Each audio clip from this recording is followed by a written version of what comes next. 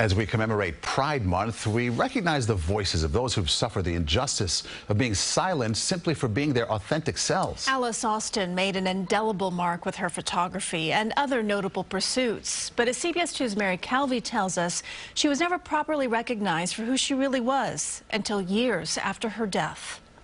This is Alice Austen with her partner of more than 50 years, Gertrude Tate. But to fully understand who Austen was, we first have to know about where she lived, spending most of her 86 years in this home, known as Clear Comfort on Staten Island. We are one of New York's historic houses. The bones of the house were built in 1690. We're a photographic museum because we represent the life and work of our namesake, Alice Austen. Victoria Munro is the executive director of the Alice Austen House. Recognizing her queer identity was essential to understanding her work and understanding her life. We can dig deeper into all of the themes that Alice explored within her photography. Munro says the home was a muse for Austen, a backdrop for some of her notable images.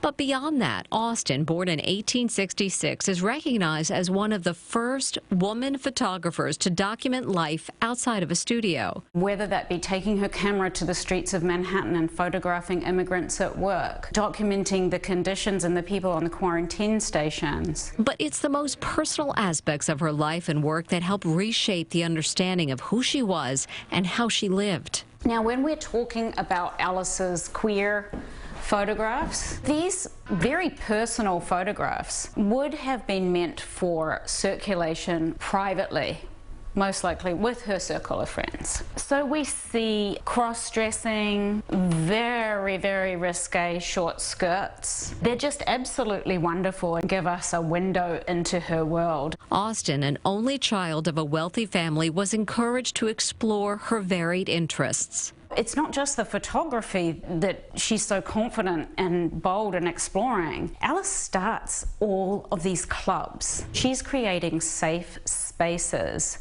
for women and queer women.